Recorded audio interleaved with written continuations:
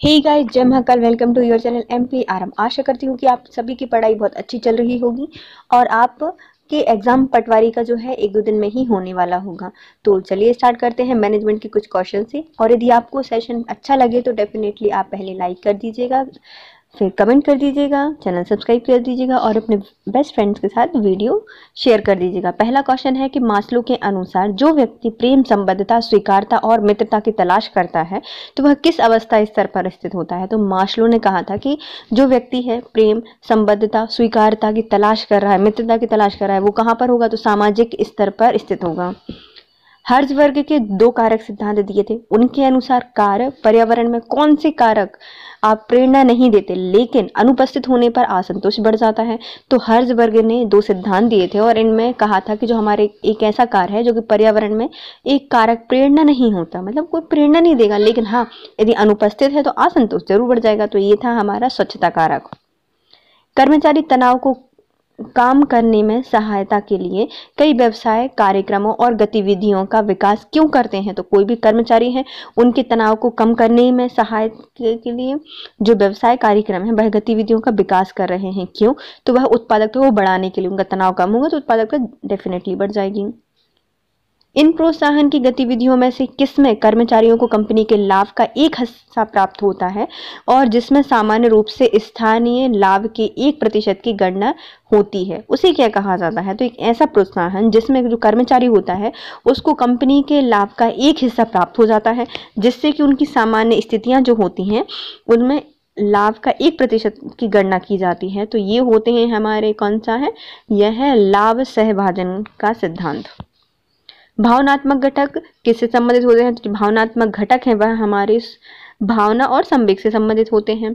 लोग अपने कार्य में बेहतर प्रदर्शन करते हैं जब उन्हें सहायक प्रतिक्रिया दी जाती है और वे आते हैं किसके अंतर्गत? तो वे आते हैं हमारे संबंध की आवश्यकता के अंतर्गत। जब एक व्यक्ति को दो या दो से अधिक विषम उम्मीदों को पूरा करना होता है तब वह क्या परिणाम होगा? तो कोई व्यक्ति है उसको विषम परिस्थितियों में उम्मीदों को पूरा करने के लिए दिया जा रहा है तो वो क्या करेगा? वह भूमिका का संघर्ष पेश कर रहा होगा।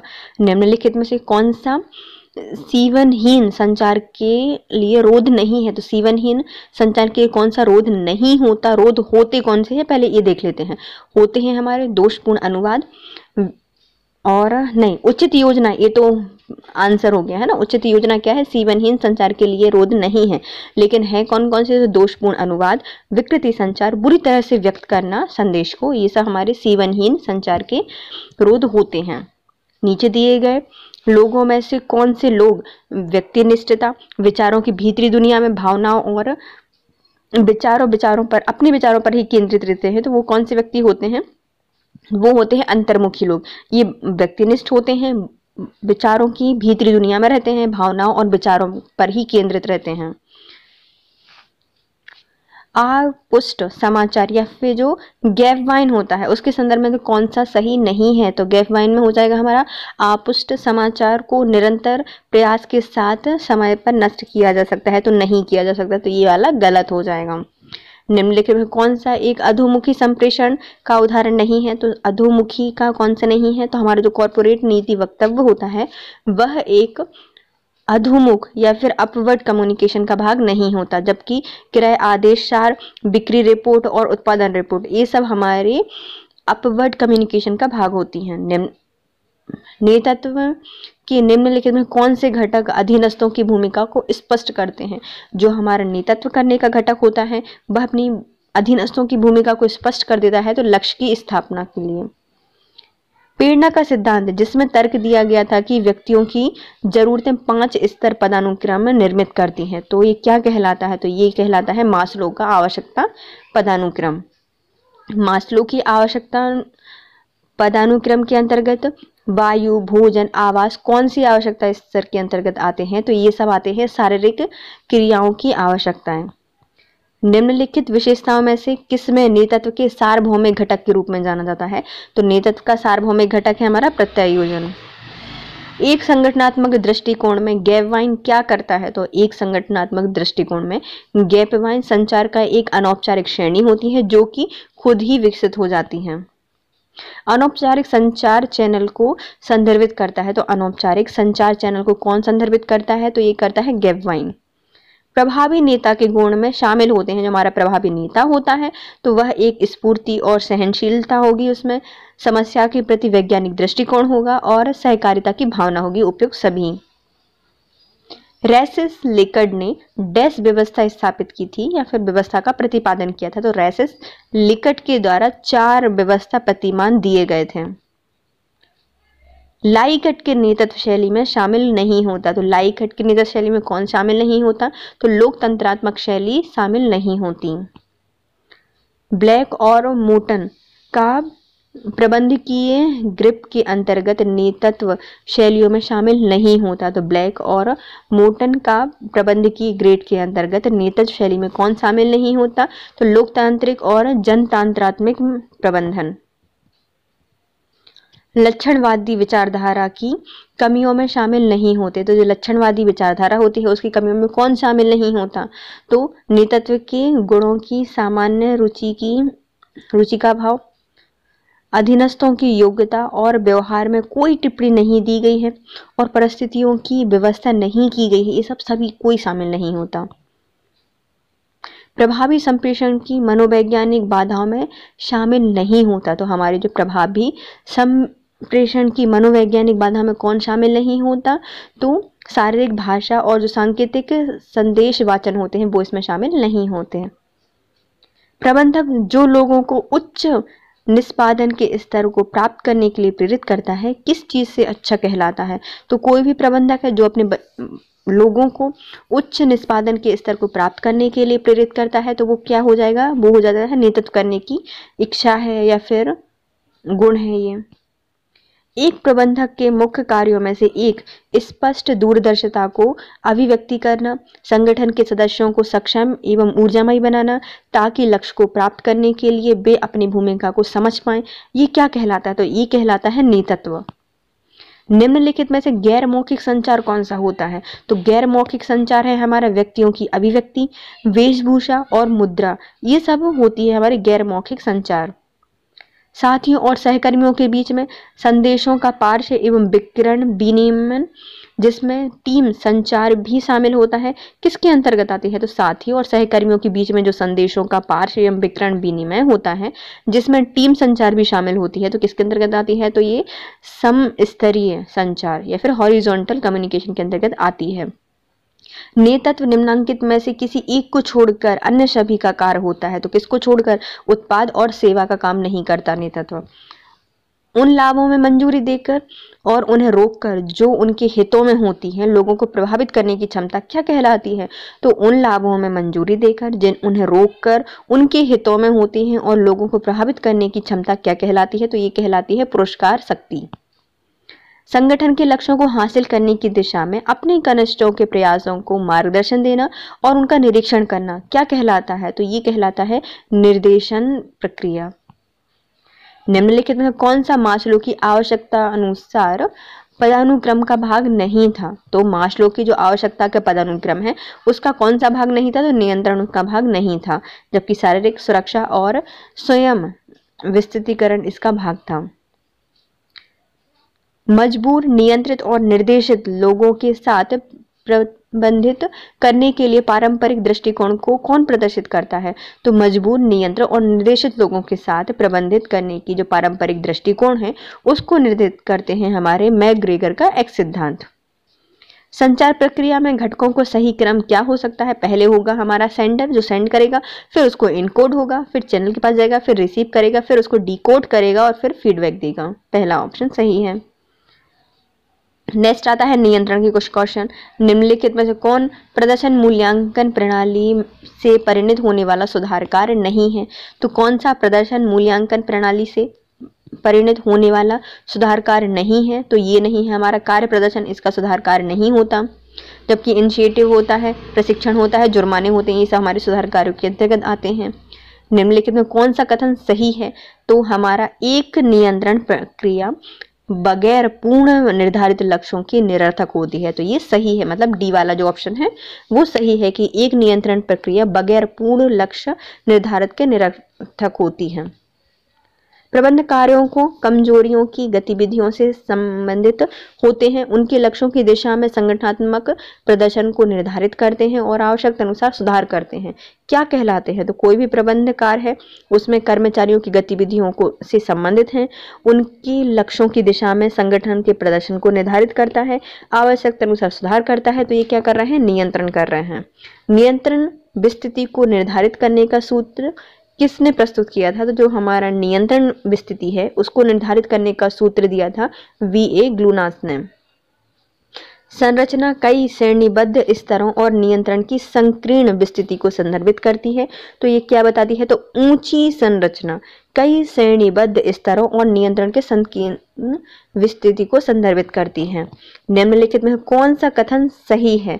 तो जो हमारा फोर्थ है कि एक नियंत्रण प्रक्रिया बगैर पूर्ण निर्धारित लक्ष्यों के निरर्थक होती है।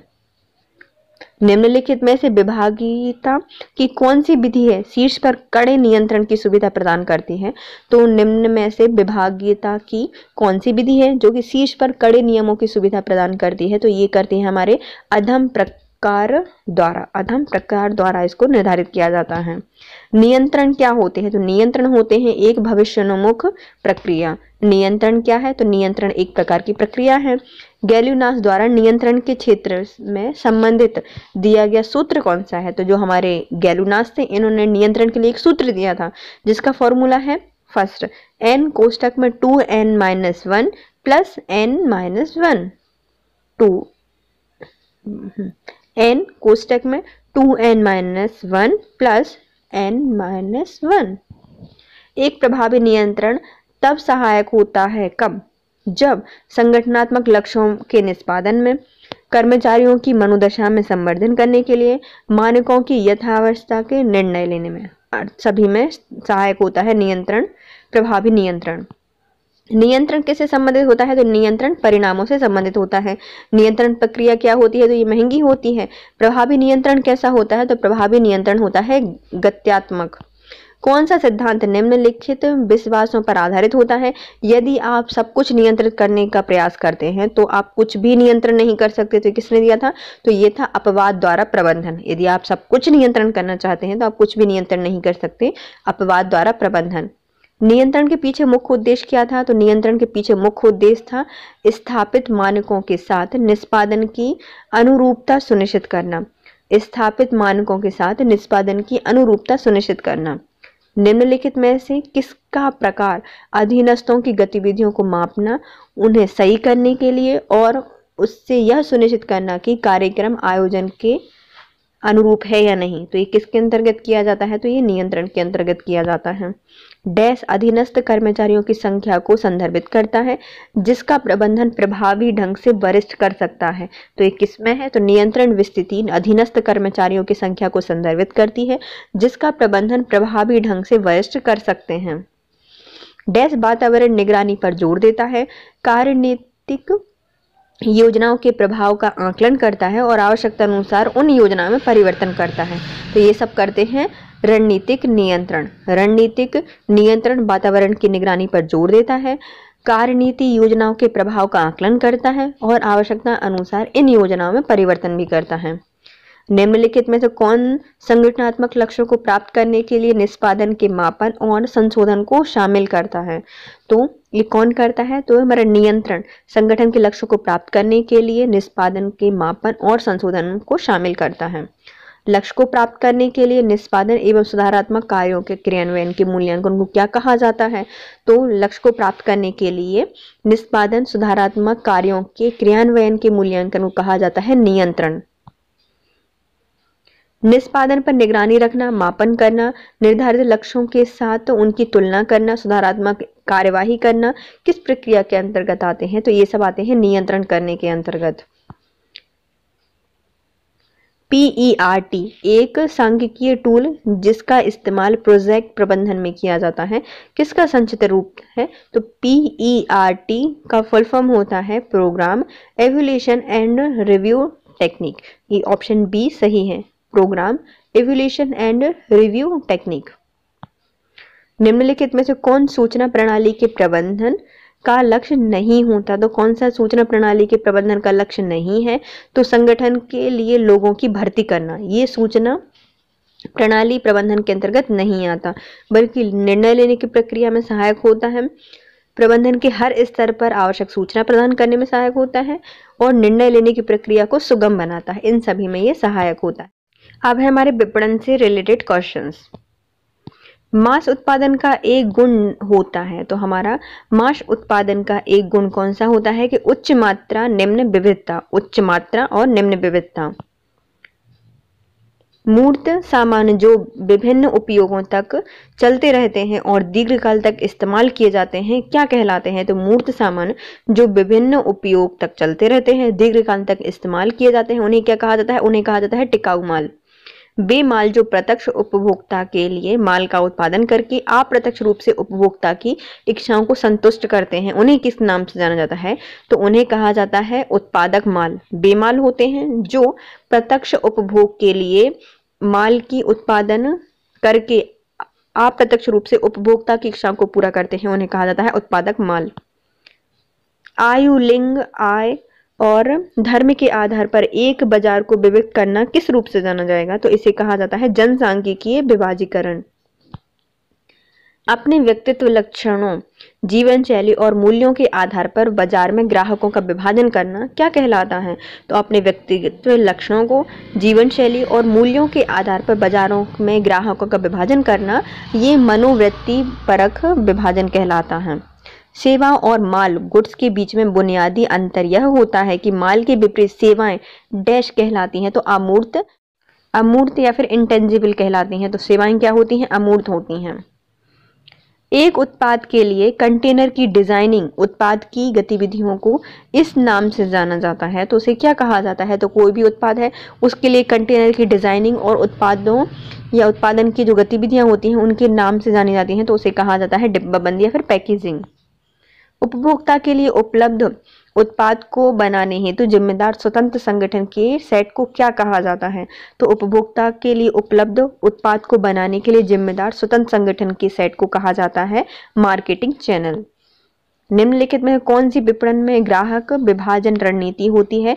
तो विपणन में ग्राहक विभाजन रणनीति होती है तो दोनों, जनसांख्यिकीय विभाजन और व्यवहार विभाजन। निम्नलिखित में से कौन सा उत्पाद जीवन चक्र का सही अनुक्रम दर्शाता है? तो जीवन चक्र का सही अनुक्रम कौन दर्शाता है? तो परिचय, विकास, परिपक्वता और गिरावट। निम्नलिखित में कौन सा विपणन मिश्रण का भाग नहीं होता? तो जो हमारी योजना है यह मिश्रण का भाग नहीं होती। निम्नलिखित में कौन सा कारक किसी उत्पाद के लिए खरीदने के निर्णय को प्रभावित करता है? तो किसी भी उत्पाद के खरीदने के लिए कौन प्रभावित करता है निर्णय को? तो ये करता है व्यक्तिगत कारक, सामाजिक कारक और सांस्कृतिक कारक सभी। डैश के लिए उत्पाद अभिविन्यास सबसे उपयुक्त होता है, तो किसमें उत्पाद विन्यास सबसे उपयुक्त होता है? तो ये बृहद उत्पादन सबसे उपयुक्त होता है। सेवा विपणन संबंधित होता है, तो सेवा विपणन संबंध किससे संबंधित होता है? तो ये सेवाओं के विपणन से संबंधित होता है। निम्नलिखित में से कौन सी सेवाओं की विशेषता है? तो हमारी भंगुरता, अस्पर्शता और परिवर्तनशीलता, ये सभी सेवाओं की विशेषताएं होती हैं। विपणन समाज को जीवन स्तर प्रदान करता है, ये किसके द्वारा कहा गया था? तो विपणन समाज को जीवन स्तर प्रदान करता है, ये कहा गया था पॉल मजूर के द्वारा। प्रिंसिपल ऑफ मार्केटिंग पुस्तक के लेखक कौन है? तो प्रिंसिपल ऑफ मार्केटिंग पुस्तक के लेखक हैं क्लर्क और क्लर्क। बाजार विश्लेषण का कार्य क्या है? तो बाजार का विश्लेषण का मुख्य कार्य होता है प्रतिस्पर्धात्मक स्थितियों का अध्ययन करना। लेवल सूचना देने वाली चिट, लपेटने वाला कागज या सील जो वस्तु और उनमें पैकेज से जुड़ी होती हैं उन्हें क्या कहा जाता है? तो लेवल सूचना देने वाली चिट, लपेटने वाला कागज, सील जो कि वस्तु या फिर उनके पैकेज से जुड़ी होती है उन्हें कहा जाता है मेशन या फिर रथ। मेशन या रथ कहा जाता है। रथ ने कहा था, मेशन और रथ ने कहा था। किसके द्वारा सीमित संसाधनों का उपयोग कर आवश्यकताओं की संतुष्टि के लिए उपयोग किया जा सकता है? तो सीमित संसाधनों का उपयोग करके आवश्यकतानुसार और को संतुष्टि के लिए उपयोग किया जा सकता है तो उसे कहा जाता है प्रभावकारी विपणन। अधिक उत्पादन को प्रेरित करता है, तो अधिक उत्पादन को कौन प्रेरित करता है? तो अधिक विक्रय। उत्पाद उपयोगिता एक पुलिंदा होती है जिसमें उत्पाद के विभिन्न लक्षणों और उनके साथ दी जाने वाली सेवाएं शामिल होती हैं। तो किसके अंतर्गत होती हैं? तो ये होती हैं, एल्डरसन ने कहा था कि जो उत्पाद है वह उपयोगिता का एक पुलिंदा होता है जिसमें उत्पाद के विभिन्न लक्षण और उनके साथ दी जाने वाली सेवाएं शामिल होती हैं। तो ये कहा था एल्डरसन ने। विपणन एक संगठनात्मक व्यवहार प्रणाली होती है जिसका उद्देश्य उपभोक्ताओं की आवश्यकताओं का मूल्यांकन करना होता है, उनको संतुष्टि में सहायता करना होता है। किसके द्वारा कहा गया था? ये कहा गया था आर डोनाल्ड के विंसीट ने। किसने कहा था? तो विपणन एक संगठित व्यवहार प्रणाली है जिसका उद्देश्य उपभोक्ताओं की आवश्यकताओं का मूल्यांकन करना, उनकी संतुष्टि में सहायता करना होता है। किसके द्वारा कहा गया था? तो ये कहा था आर्नोल्ड के विंसीटी ने। फंडामेंटल ऑफ मार्केटिंग पुस्तक के लेखक कौन है? तो फंडामेंटल ऑफ मार्केटिंग के लेखक हैं हमारे William J Staten. William J Staten के द्वारा कहा गया, मतलब बुक लिखी गई थी फंडामेंटल ऑफ मार्केटिंग। विपणन के 4P जिसमें मूल्य, प्रचार, उत्पाद और स्थान का सुझाव देने वाले पहले व्यक्ति कौन थे? तो विपणन के 4P मूल्य, प्रचार, उत्पाद और स्थान का सुझाव देने वाले व्यक्ति का नाम है जीरोम मैकार्थी। उत्पाद जीवन चक्र किसी उत्पाद के विक्रय इतिहास की 4P विभिन्न आवश्यकताओं को जानने का प्रयास होता है। किसका कथन था? तो उत्पाद जीवन चक्र किसी भी उत्पाद के विक्रय इतिहास में 4P विभिन्न अवस्थाओं को जानने का एक प्रयास होता है। तो फिलिप कोटलर के द्वारा कहा गया था। विपणन एक सामाजिक प्रक्रिया है जिसके अनुसार लोगों के समूह उत्पादों का सृजन करके उन्हें वस्तुओं को प्राप्त करते हैं, उनकी आवश्यकता है और उन वस्तु सेवाओं का स्वतंत्रता से विनिमय करते हैं, उनका कोई मूल्य है। यह उपयुक्त कथन किसका है? तो किसने कहा था कि विपणन एक सामाजिक प्रक्रिया होती है जिसके अनुसार लोगों के समूह उत्पाद का सृजन करके उन वस्तुओं को प्राप्त करते हैं, उनकी आवश्यकता होती है और उन वस्तुओं सेवाओं का स्वतंत्रता से विनिमय करते हैं और उनका कोई मूल्य होता है। ये कहा गया था फिलिप कोटलर के द्वारा। विज्ञापन क्या होता है? तो विज्ञापन विनियोग का एक सब्जेक्ट है। निम्नलिखित प्रश्न विपणन प्रबंधन के प्रमुख पहलू क्या हैं? तो विपणन प्रबंधन के विभिन्न पहलू हैं। पहला, उत्पाद की सेवा की मांग बढ़ाना, ग्राहकों को संतुष्टि प्रदान करना और ग्राहकों की जरूरतों और चाहतों पर ज़्यादा ध्यान देना। क्या है? उत्पाद की सेवाओं की मांग बढ़ाना, ग्राहकों को संतुष्टि प्रदान करना, ग्राहकों की जरूरतों और चाहतों पर ध्यान देना। प्रबंधन के 3 कार्य होते हैं। पहला, व्यवसाय का प्रबंधन करना, प्रबंधकों का प्रबंध करना और कार्य तथा कार्य करने वालों का प्रबंध करना। ये किसने कहा था? ये कहा था पीटर डुकर के द्वारा। प्रबंध के 3 कार्य होते हैं। पहला, व्यवसाय का प्रबंध करना, प्रबंधकों का प्रबंध करना और कार्य तथा कार्य करने वालों का प्रबंध करना। विपणन के प्रबंध के अंतर्गत जोर दिया जाता है। तो विपणन के प्रबंध के अंतर्गत किस पर जोर दिया जाता है? तो उपभोक्ता की संतुष्टि पर। विपणन प्रबंधन की विचारधारा का जन्म हुआ है। तो विपणन प्रबंधन की विचारधारा का जन्म कहाँ पे हुआ है? तो रूस में। विक्रय संवर्धन में सम्मिलित होते हैं। तो विक्रय संवर्धन में कौन सम्मिलित होता है? तो विज्ञापन, कर्मचारी विक्रय और प्रचार, उपयुक्त सभी। डैश उन विभिन्न कंपनियों से जुड़ी होती हैं जो किसी उत्पाद को उनके निर्माताओं से उनकी खरीदारों के हाथ में पहुंचने की प्रक्रिया में शामिल होते हैं। तो इस किसके अंतर्गत आता है? तो विपणन श्रृंखला उन विभिन्न कंपनियों से जुड़ी होती है जो किसी उत्पाद को उनके निर्माताओं से उनके खरीदारों के हाथ में पहुंचाने की एक प्रक्रिया शामिल कराता है। तो ये होती है विपणन श्रृंखला। इंसेंटिव, जो इनिशिएटिव होता है, जो प्रलोभन निर्भर करता है, वो किस पर निर्भर करता है? तो उत्पादकी पर, बिक्री पर और लाभ पर, इन सब पर निर्भर करता है प्रलोभन या फिर इंसेंटिव। रिक किसी कंपनी का सेल पर्सन है, उसका उत्पादन का इस्तेमाल अन्य वस्तु बनाने में किया जाता है और यह किस प्रकार के बाजार को लक्ष्य करेगा? तो ये करेगा उद्योग के प्रकार के बाजार को। कोई व्यक्ति जो कि विपणन एजेंसी के साथ मीडिया खरीद नियंत्रित कर रहा है और सौदे पक्के कर रहा है, तो किसके अंतर्गत आएगा? तो ये आता है विज्ञापन प्रबंधक के अंतर्गत। वह सूचना जो संगठन के बाहर से उत्पन्न होती है बाह्य सूचना कहलाती है। निम्नांकित में से कौन सी संगठन की बाह्य सूचना का उदाहरण है? तो ये है हमारे उत्पाद सेवाओं के साथ ग्राहकों की संतुष्टि का विवरण। ग्राहकों की शिकायतों को उचित रूप से संभालने एक सकारात्मक नतीजा हो सकता है। तो यह क्या करता है? तो कोई भी जो ग्राहक होते हैं उनकी शिकायतों को उचित रूप से संभालना सकारात्मक नतीजा हो सकता है। क्या करेगा? यह साख को बढ़ावा देगा। यदि उत्पाद के अपेक्षित प्रदर्शन से वास्तविक प्रदर्शन अधिक होता है तब ग्राहक को क्या कहा जाएगा? तो कोई भी उत्पाद है उसके अपेक्षित प्रदर्शन से यदि वास्तविक प्रदर्शन ज्यादा हो रहा है तो हमारा ग्राहक क्या हो जाएगा? प्रसन्न हो जाएगा। किसी कंपनी के उत्पाद को बेचने के लिए किसी व्यवसायिक व्यक्ति को दिया गया एक विशेष अधिकार क्या कहलाता है? तो ये कहलाता है फ्रेंचाइज। शीर्ष प्रबंधक स्तर पर डैश को विक्रय एवं मार्केटिंग सूचना प्रणाली समर्थन करता है। तो शीर्ष प्रबंधन स्तर पर किसको विक्रय एवं मार्केटिंग सूचना प्रणाली समर्थन प्रदान करता है? तो ये होता है बाजार अनुसंधान विक्रय और मार्केटिंग सूचना प्रणाली समर्थन करता है। उत्पाद प्रदर्शन के इस्तेमाल का एक उदाहरण है। तो उत्पाद प्रदर्शन के इस्तेमाल का एक उदाहरण क्या है? तो किसी माइक्रोवेव ओवन में पॉपकॉर्न तैयार करना, ये उत्पाद प्रदर्शन का इस्तेमाल का एक अच्छा उदाहरण हो सकता है।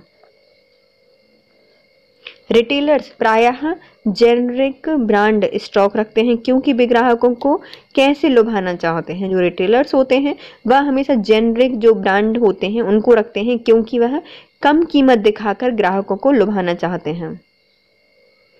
ग्राहकों के साथ दीर्घकालीन संबंध बनाने के लिए संगठन का उद्देश्य क्या होना चाहिए? तो कोई भी ग्राहक है उसको दीर्घकालीन तक संबंध बना के रखना है, तो हमारा मेन उद्देश्य होना चाहिए ग्राहक संतुष्टि।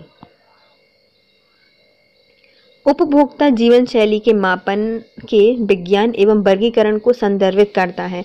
तो कौन संदर्भित करता है? तो मनोवृत्ति परख या साइकोग्राफ उपभोक्ता जीवन शैली के मापन के विज्ञान एवं वर्गीकरण को संदर्भित करता है। किसी कमोडिटी या उत्पाद की उपभोक्ता जागरूकता फैलाना उत्पाद बिक्री ब्रांड की विश्वसनीयता बनाता है। तो क्या बनाता है? तो ये संवर्धन। तो किसी कमोडिटी या उत्पाद की उपभोक्ता जागरूकता फैलाना उत्पाद बिक्री ब्रांड की विश्वसनीयता बनाता है, तो संवर्धन। विपणन की आधुनिक विचारधारा का नवीनतम स्तंभ कौन सा है? तो विपणन की आधुनिक विचारधारा का नवीनतम स्तंभ है हमारा उपभोक्ता संतुष्टि।